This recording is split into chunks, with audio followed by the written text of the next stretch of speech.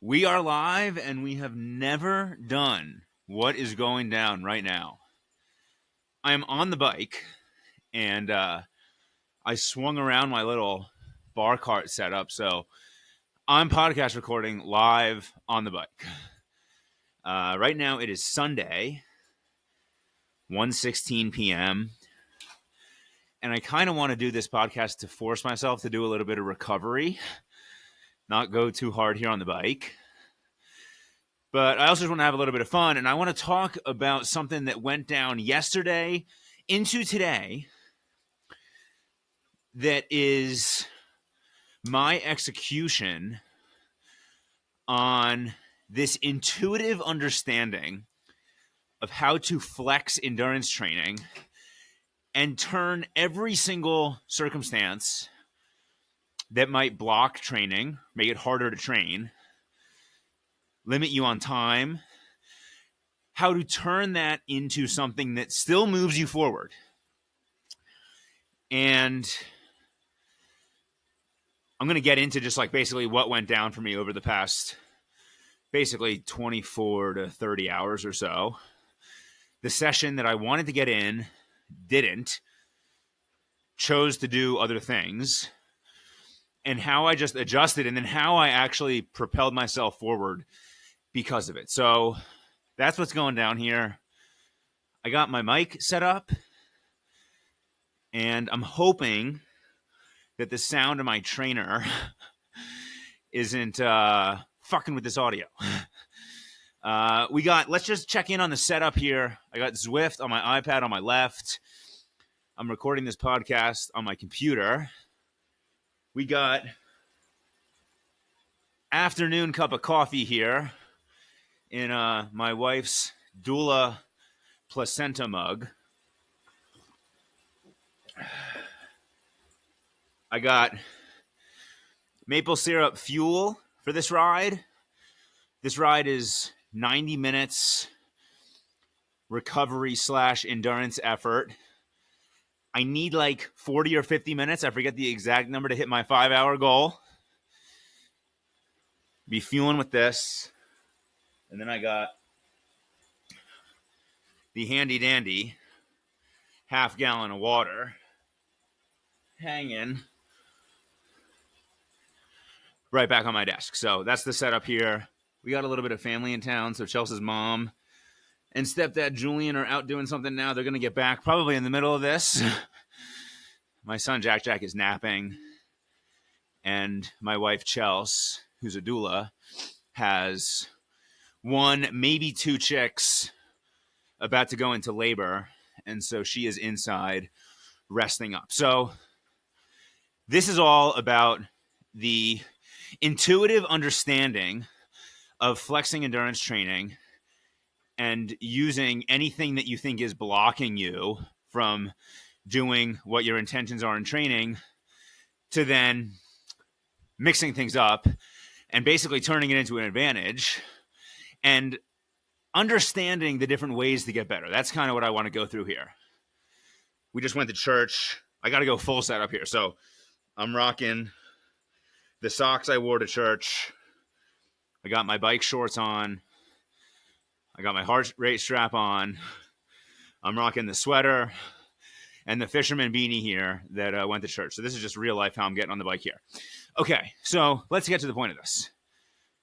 Yesterday morning, my training session for yesterday, Saturday, was a 90-minute Zone 2 bike ride.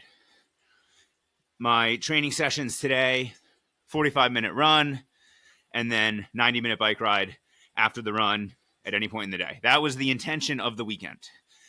And I woke up yesterday morning at 5 a.m., and my expectation was to do my 90-minute ride before kind of the family day, the family morning kicked off.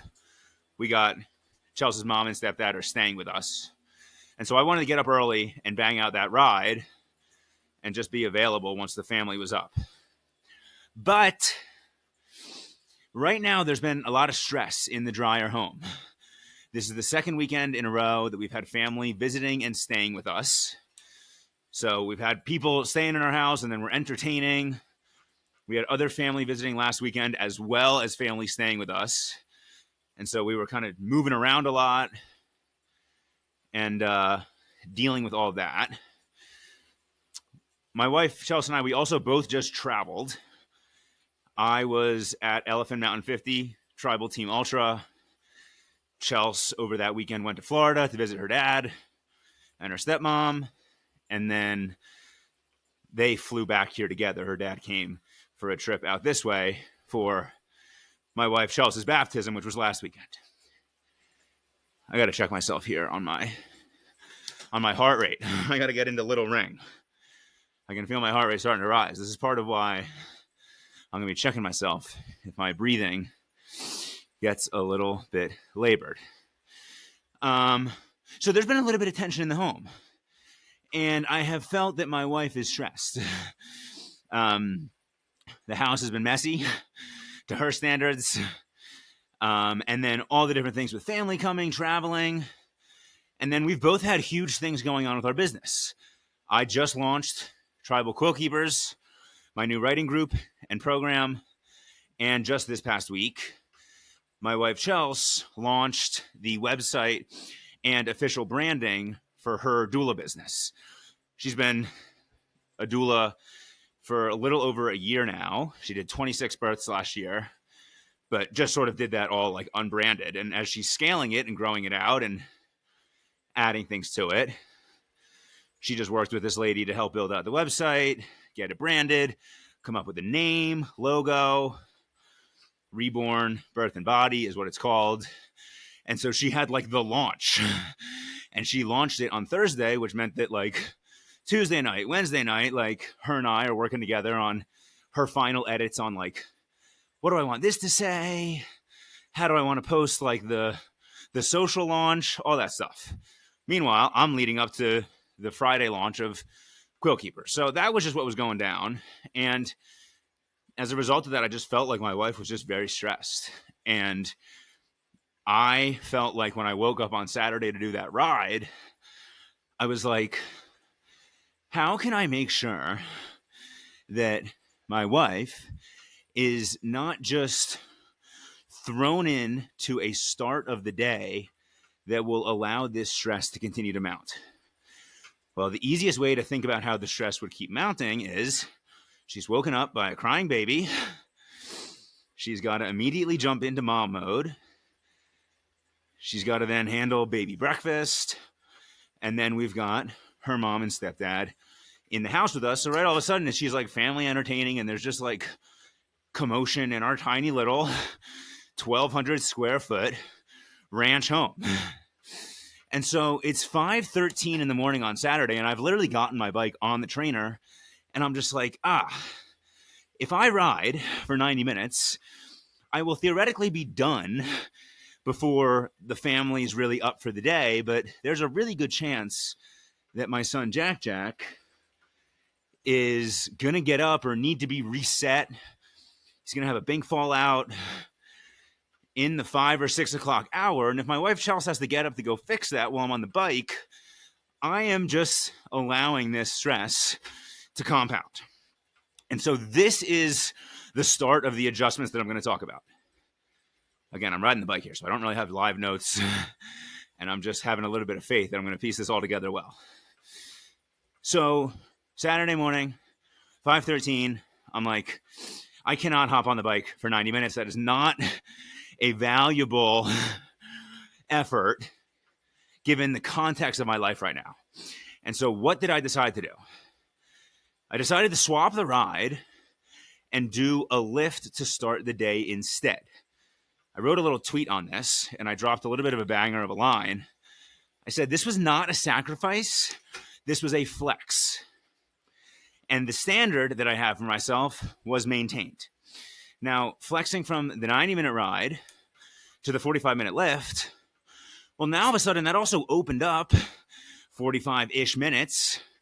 I expected the family to get up around 7, so another 45 minutes or so in that 5:15 to 7 window. I'm like, now I have time to read the Bible. I have time to write and journal, and I have time to just be in more stillness with myself to start the day when I haven't really had a lot of stillness in my life. I've been getting up in the mornings, but all the same things that have been stressing my wife out and that I outlined that our house is dealing with, that's been on my mind too. And so I'm like, okay, my standard for myself is that I have some type of morning movement and I have some type of intentional time with myself.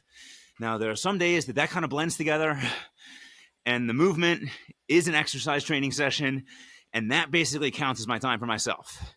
Aside from the 15 minutes of me kind of having my start to the day with coffee and writing a little something in my journal, maybe checking out a Bible verse or something like that. So it's like the standard, right? It wasn't like, oh, I can't ride, so I'm just not doing anything and I'm going to go back to bed. And then I'll be the one that when Jack cries, I get up so that I can give my wife sleep. Like, that's not my mindset. I don't feel like a winner when I'm doing that. And so right off the bat, right, this wasn't a sacrifice to move the ride to a lift. It was just a flex. And all of a sudden, I was able to I'm lifting in the living room. I'm lifting in the living room with my adjustable 45-pound dumbbells, my kettlebell, my steel mace, my new Mobo board, and my 60-pound sandbag. All my little like home trinkets. And I put together my best lift of the whole year. January was mostly about moving towards Elephant Mountain. There was still a couple weeks of like strength building, but kind of tapered off towards race day. And I've been doing lifts since then, but they've been maybe a slight bit less structured, less intentional. And I'm usually trying to lift and kind of get in and get out. And so because of this situation in the morning, I'm like, I'm relaxed. I'm usually doing lifts in like anywhere from like 10 to 25 minutes lately. And this lift, I did it for 45 minutes. Did a bunch of RDLs, RDL variations, double leg RDL, standard stance, single leg, kickstand stance. Did a bunch of different things. Ended up finishing the lift with some jump rope outside too, some Tabata style jump rope. Shout out Goldstein. I have been doing 1 minute jump rope, 10-second rest, but Goldstein's inspired me to do 20 seconds, a little harder, 10-second rest. And so another metric that I've been kind of adding in is trying to get my heart rate up over like 150 at some point in the first couple hours of the day. I picked that up from Eric Hinman. He said that he likes to get his heart rate over 155 every day. We have similar heart rate zones. So for me, that's like getting up into like my tempo zone. And I just feel really good if I can just get my body pumping like that, especially in the morning. And so those Tabata jump ropes, the lift as a whole gave me a chance to do that, but the Tabata jump ropes for sure did. So right off the bat, I'm like, okay, got a lift in that I probably wouldn't have gotten in if I kept the 90-minute morning ride. I might have done a lift in the afternoon, but it would have been a short little snack guy. Like I mentioned, 10 minutes, 15 minutes, 20 minutes maybe. Wouldn't have been such quality 45 minutes. So all of a sudden, I'm like, okay, that's a little bump up. Well, another metric that I'm holding myself accountable to that started over like 12 weeks ago-ish is 5,000 yards in the pool. I got to check my heart rate here. Oh, I got a 3% grade I've been chilling on. Let me get a sip of coffee. Let me get a little bit of fuel. I've been doing this for about 15 minutes here, this podcast, riding for 17.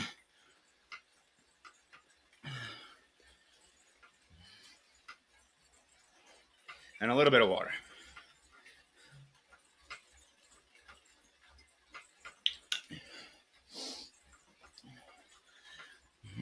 Okay. Whew. So, morning's checked off. Jack does need to be reset twice in the middle of my lift. So I'm in the living room lifting, and I'm like, perfect. If I was in the garage riding, Chelsea would have had to get up to reset him. And again, I want to give Chelsea a slow morning. That's my goal here. I don't want her waking up to go, rescue Binks that Jack Jack has launched out of his crib. And I don't want to have to go walk in there and Jack Jack standing on the edge of the crib like a WWE wrestler and need to like lay him back down and get him going back to sleep. And so I'm like, perfect. The adjustment, again, gave me time to prioritize myself, reading the Bible, writing in my journal, having just more time alone in stillness, did a little bit more stretching. And then I got a really quality lift in. So boom, already I'm like, nice. But I'm not even close to the best part of the endurance philosophy that I'm going to get to on how I turned all of this into a launching pad. So the next intention on exercise throughout the day, we had a slow family morning.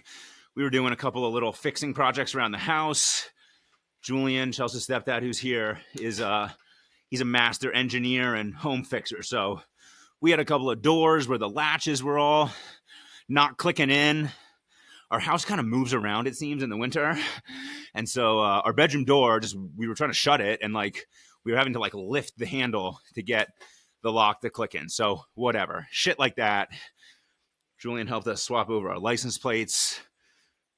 The car that we were driving was expired plates or some shit. So little home things like that Julian really likes to do, and we're just kind of hanging, and it's easy time with Jack Jack at home for the family in the morning. So execution, solid. Also, I was intentional to make space for Chelsea to go exercise. She had a 45-minute run that I put on her plan, and she got that done after she woke up. She got to have her time journaling, not even really sure what she was doing, but she had, whatever time she needed, hanging out in the bedroom by herself, reading the Bible, something like that, before she came out to start the day and greet the family and get into all that's entailed with that. So there we go. Now, the next training intention for me. So I was a little bit behind on my swims this week. The other metric that I've had for around the last 12 weeks, I said, is 5,000 yards in the pool each week, which pretty much means 2 swims. One swim is somewhere between like 26 and 3,100 yards. And the other swim could be around that too, but sometimes it's a little bit shorter. So this week I was behind on swims. With all the shit that we had going on that I mentioned, I did not get to the pool on Wednesday like I usually do. So I swam on Friday. I was also a little bit late to that swim. So there's only 2,100 yards. So I need 2,900 on the weekend to hit my 5,000 goal. I'm like, super don't want to do this, but I've got this goal and this standard that I set for myself that I've been maintaining. And so I communicated to Chelsea, I'm going to go hit that when Jack Jack's napping from 1 to 3. So it worked out that I was able to skirt out a little bit earlier than 1, go to the rec center, really just grind through my 2,900 to hit exactly 5,000. The last Tribal Cafe, we're talking about how really punching through on the finish line gives me a lot of confidence in each training session. Sometimes also, though, it's just about get the fucking work done and get out of there. And that is exactly what this session was. I was like 2,900 yards. I was like, set of 1,000, set of 1,000, set of 900, peace. And that's exactly what I did. And so boom, all of a sudden it's like starting to stack these things. Got a really quality lift in while prioritizing the family. And then got my swim in. So I got 2 training sessions already. Now, I was still committed to getting this 90-minute ride in. I was just open to where it was going to happen. And I was also willing to do it later than I usually like. I am pretty much never training in the evening, but things are flexing around. We got family here. I'm not trying to just get on the bike, in the meat of the afternoon or leading up to dinner. And so as a family, we headed into Boulder. I don't know, right after Jack got up, 3:30 or something like that.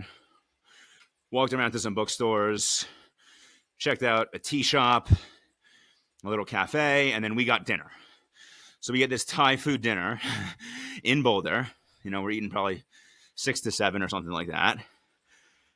And we come back here at a little after 7, and I'm like, I'm banging out this ride. I'm committed to getting this thing done. I got another weekly metric that's been in conjunction with the 5,000 yards a week, and that's 5 hours on the bike per week. And I'm like, I've gotten 2 or something like that in the middle of the week, but I know that these 90-minute rides I've got on Saturday and Sunday are going to get me across the finish. So I got to go bang one out right now. And I never typically do that.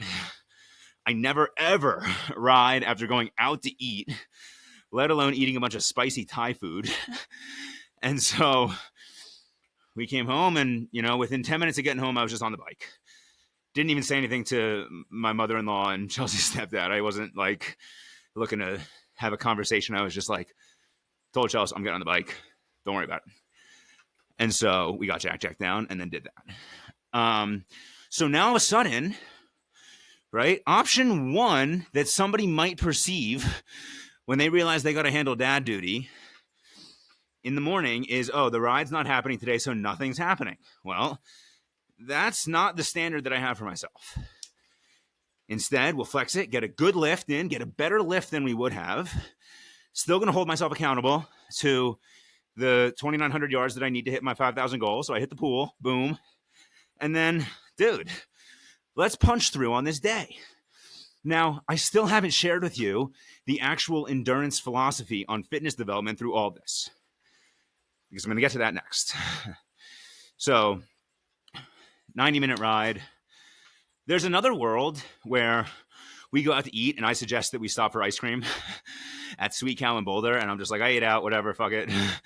I'll go get a couple scoops of ice cream and just sort of have that kind of sweet off-plan kind of night. But instead, I'm like, fuck it. I want to hold myself accountable. Headed home, got on the bike, had a really quality ride. 2,500 feet of climbing. Fucking Matt Bank and Blaine are chasing all kinds of elevation, and that's inspiring me. So I'm like, all right, let me pick hilly route. I did a Three Sisters climb. I'm like, let me chase these fucking dudes down. let me stack some competitive numbers here. So I rode for 90 minutes, 2,500 feet of climbing. Pretty heavy watt ride for me. I could feel my heart rate up. Like, it was supposed to be just a cruisy Z2 ride, but I was just like, I had a fuck ton of Thai food. Let me just sort of pump this out of my body. And so it was a strong zone 2/zone 3 on power, but heart rate was for sure in zone 3. Heart rate was for sure in zone 3. And so stack that. In the middle of my ride, I had Chelsea turn on our sauna. So I got 20 minutes of sauna in too after the ride.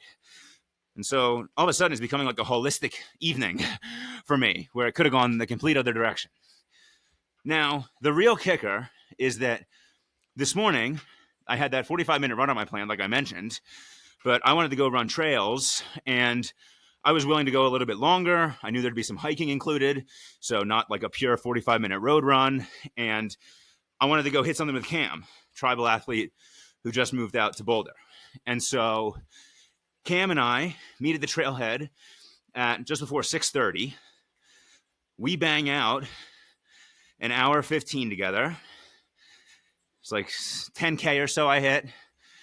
Some really good segments where I felt good. By the end of it, I felt a little bit tired. I'm like, my body is a little bit worn down. End of the week. That's okay, though.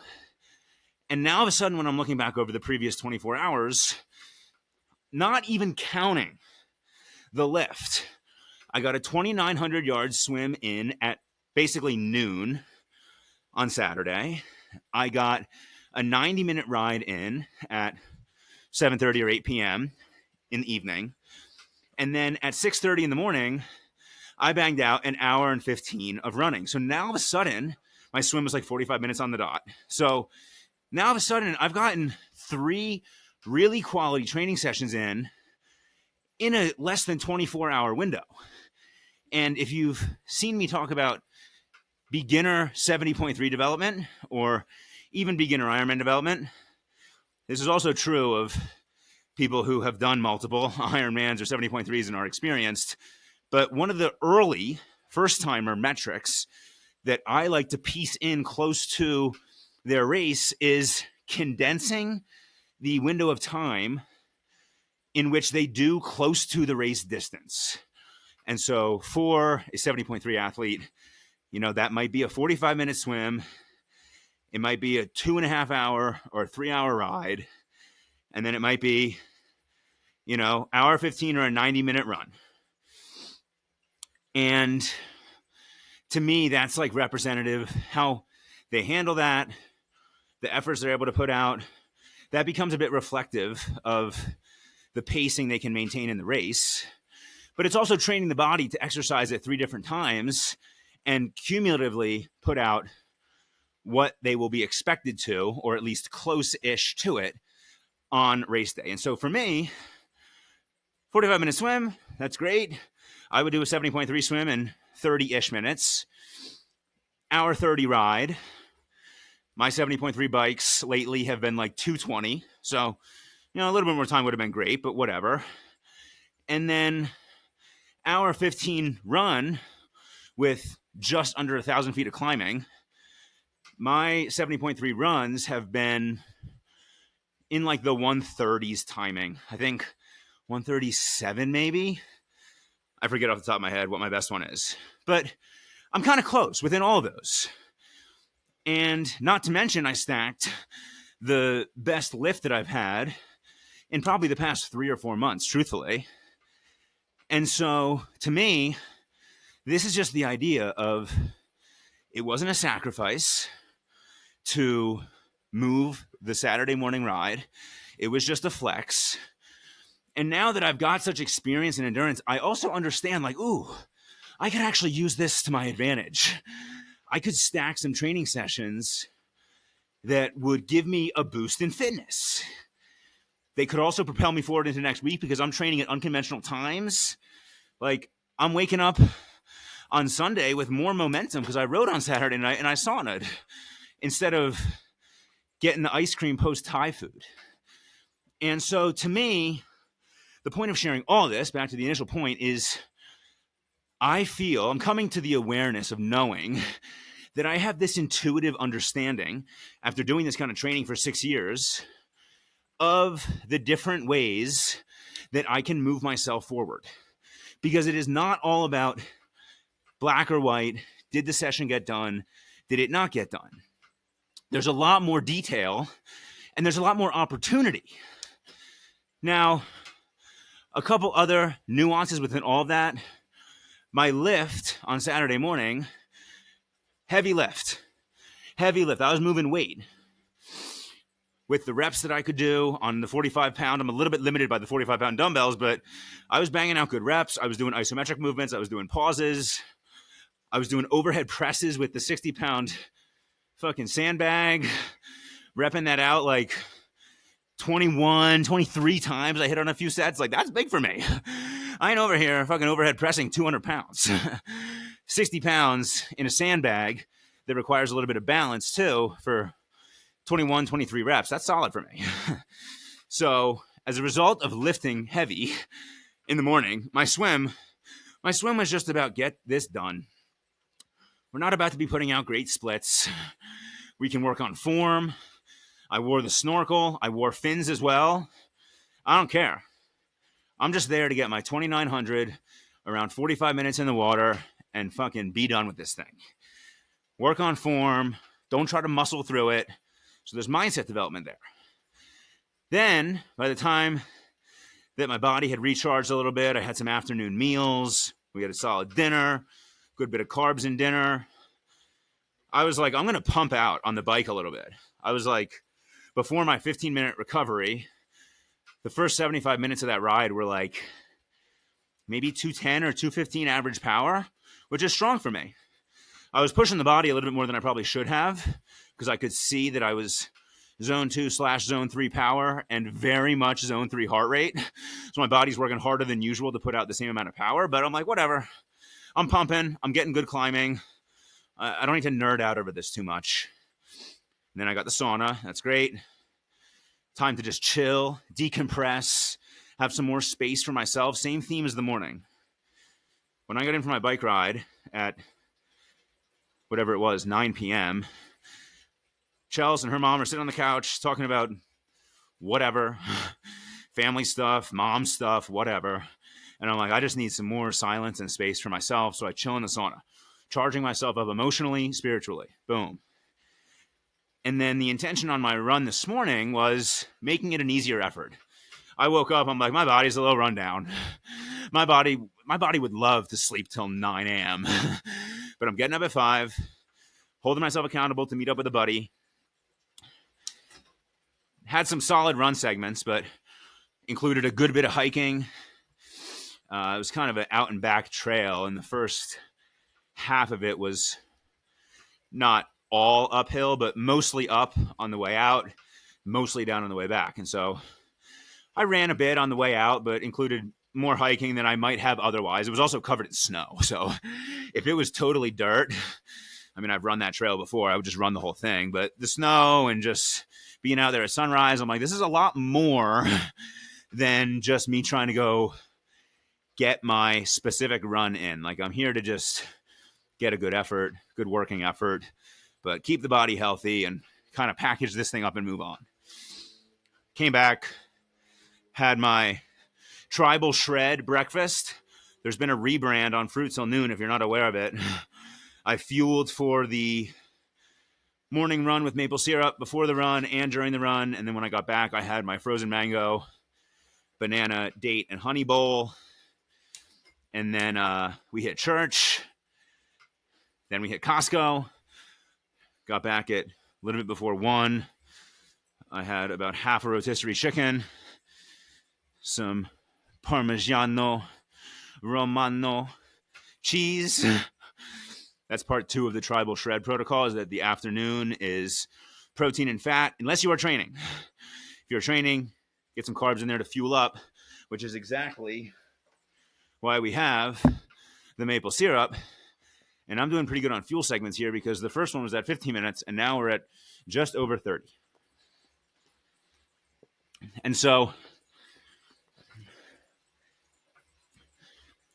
I guess I just wanted to share that, to talk about this idea of, it's not a sacrifice, it's a flex. The opportunistic view of like, how can I actually do more because of this? And truthfully, me doing the swim at noon was just about me speaking up to the family and saying, I'm going to swim during Jack's nap. And then what actually happened is that then around noon, as he was kind of like maybe a little after noon, starting to wind down from the morning, Chelsea and her mom were just like, why don't you just go now? If I didn't say anything about the swim and just kept thinking I'd be an inconvenience to the family, I would have kept pushing it. Then it's the weekend. The hours are a little bit off compared to the weekday. Maybe I skip it. I also got to add in that over the past 12 weeks that I've been doing this 5,000 yards a week, at least 4 of them have required a weekend swim. And so that to me is like fucking 33% of this thing. If I didn't have this goal, this clear goal, I would have 100% skipped out on those and then probably also missed some other swims because my momentum would have been shitty. So all that to say, what was it? 45-minute swim at noon, hour 30 bike ride at 8 p.m. That's 2:15. Hour 15 run the next morning at 6:30. So now all of a sudden that's 3 hours and 30 minutes of training.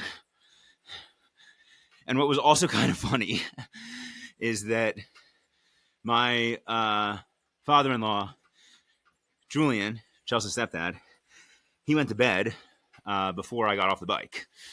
And so between the 90-minute bike ride the night before and then the hour 15 run, that is nearly 3 hours of exercise between the 2 times that I saw him. And that's the kind of flexibility that, listen, you want to be consistent on Ironman training. You want to also maintain that there's peace in the home.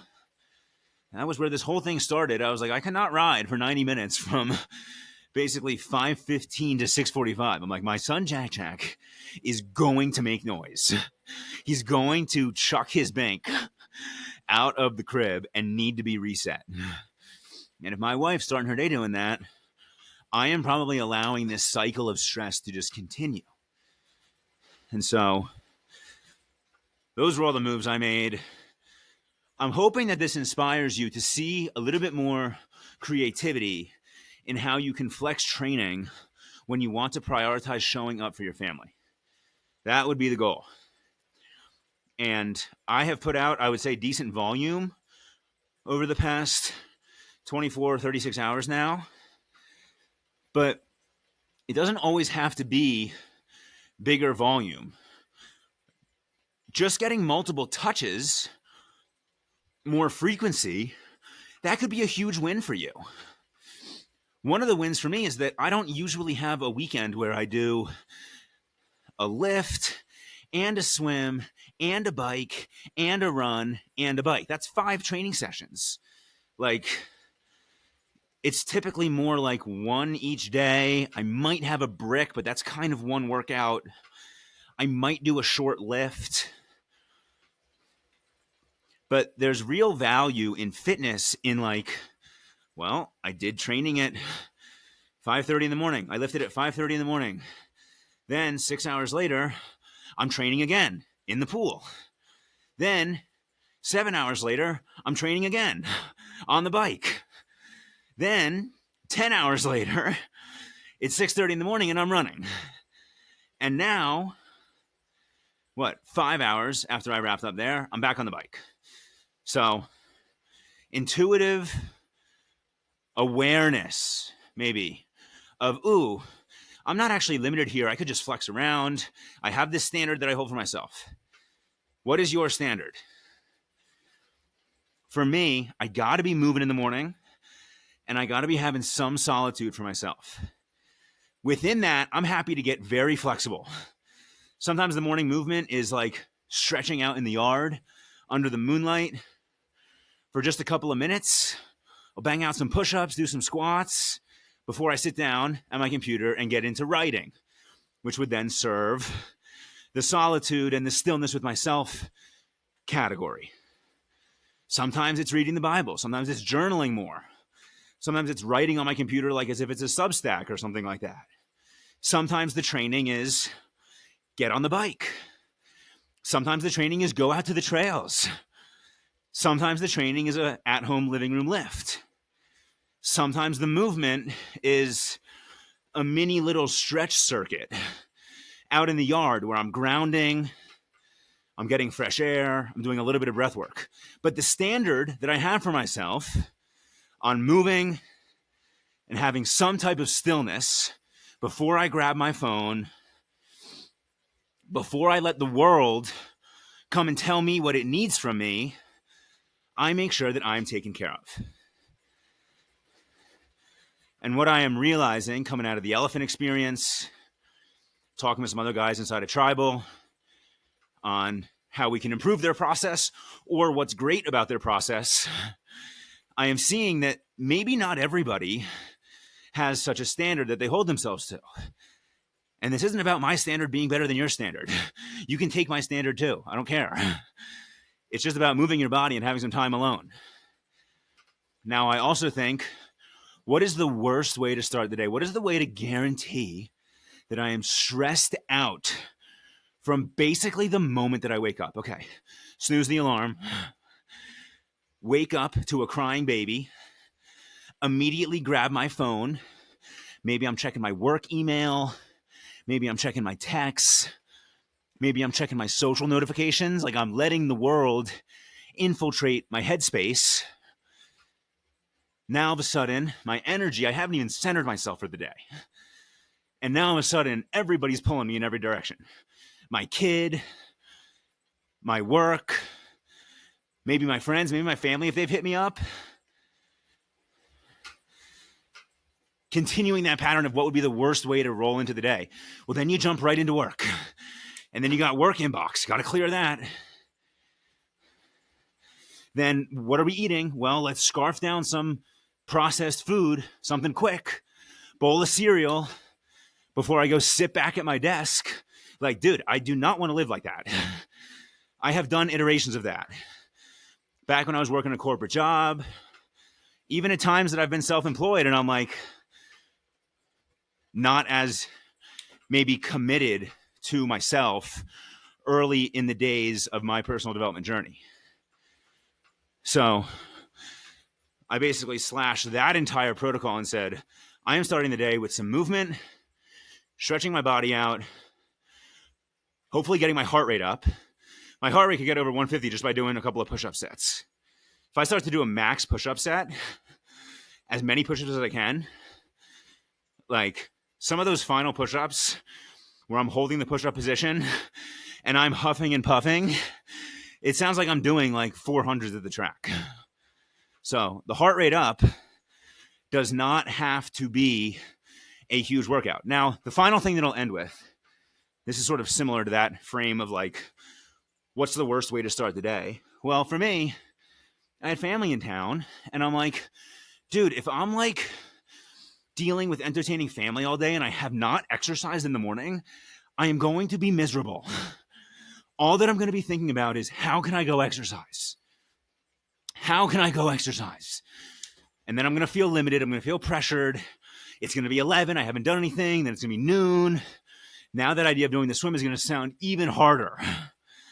And so part of all of that I did was just like, dude, I need to take care of myself. If I do not capitalize on these 2 hours that I have before the house gets up from 5 to 7-ish, I'm just signing up to not be my best. And I'm not interested in that. I feel good when I do all of this stuff. Now, to close it all down, it ended up working out perfectly. Jack got up at 7:11, and I was fully finished with all my stuff.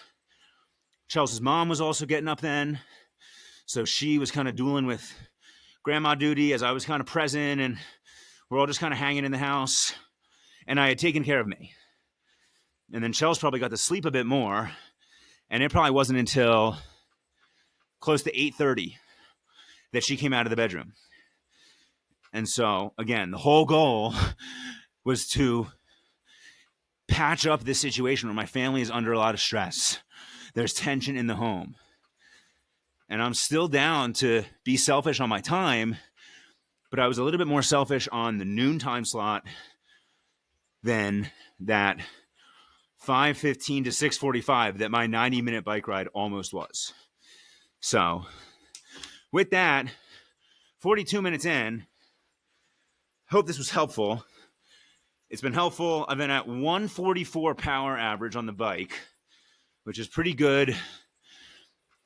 High zone 1, I'd guess, but maybe even low zone 2. At least 50 watts lower than the total ride average last night. The ride average last night was 198. So this is also a good little lesson here on like just piecing together the week. This is just Sunday, man. I ain't trying to set PRs. I'm coming up on a 10-hour training week. I was moving my body a lot over the past 36 hours. So we're just here to bank some volume and kickstart feeling good Monday. With that, thank you for listening, and I will see you next time.